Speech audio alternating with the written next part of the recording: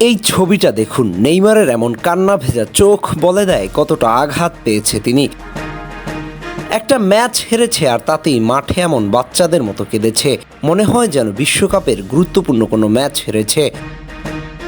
তার এমন কান্না প্রমাণ করে ফুটবল তার কাছে কেবল একটা খেলা নয়, বাস্তব অনুভূতি। ৬-০ গোলের হার যেন কিছুতেই মানতে পারছেন না তিনি। একে তো একের পর এক ইনজুরি নেইমারের ফুটবল ক্যারিয়ারে প্রভাব ফেলেছে, বলতে গেলে ক্যারিয়ারটা শেষ করে দিয়েছে। যার থাকার কথা ইউরোপের বড় কোনো ক্লাবে, সে খেলছে শৈশবের ক্লাব সান্তোসের হয়ে। তার উপরে সান্তোসের হয়ে ভালো ফলাফল আসছে না, আনকোরা একটা টিম। এমন অবস্থায় নিজ দেশের ক্লাবের হয়ে এমন হার যেন কিছুতেই মানতে পারছেন না এই ব্রাজিলিয়ান সুপারস্টার। বিশেষ করে ম্যাচের ৬০তম মিনিট থেকে দর্শকরা বিরক্ত হয়ে স্টেডিয়াম ছাড়ছিলেন, দল থেকে মুখ ফিরিয়ে নিচ্ছিলেন। এমন অবস্থায় বড় তারকা হিসেবে সান্তোসের দর্শকরা নেইমারকেই দায়ী করছেন।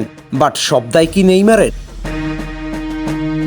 সান্তোসের খেলোয়াড়রা নেইমারের পাস বুঝেন না, কখনো নিজের পজিশন লস করে, বাজে একটা অবস্থা। এই ধরনের ক্লাবে খেলে নেইমার আসলে নিজের সেরাটা কখনোই দিতে পারবেন না। কিন্তু দিন শেষে সব দায়টা যে তারই নিতে হবে, তাই এই দিন মাঠে এভাবেই কান্না করছিলেন আনলাকি নেইমার।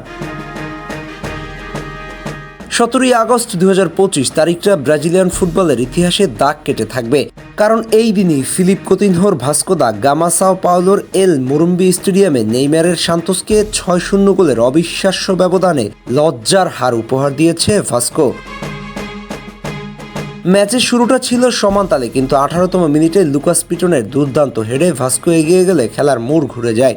প্রথমার্ধে সান্তোস ফিরে আসতে ব্যর্থ হয়, আর বিরতির পর মাত্র ২ মিনিটের মাথায় ডেভিড গোল করে ব্যবধান দ্বিগুণ করেন। এরপর আসে কোতিনহোর জাদু, তিনি টানা ২টি গোল করে স্কোরলাইন ৪-০ করেন এবং কার্যত সান্তোসের লড়াই শেষ করে দেন। এরপর রায়ান পেনাল্টি থেকে পঞ্চম গোলটি করেন, আর শেষ দিকে তচে গোল করে ৬-০ ঐতিহাসিক জয় নিশ্চিত করেন।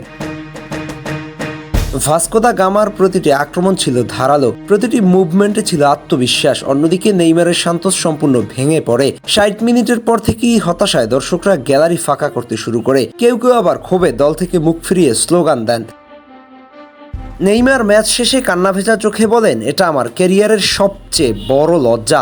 সেই রাত শুধু একটি পরাজয় নয়, সান্তোস ভক্তদের কাছে দুঃস্বপ্ন, সাথে নেইমারের কাছে একটা অসহ্য যন্ত্রণা হয়ে থাকবে।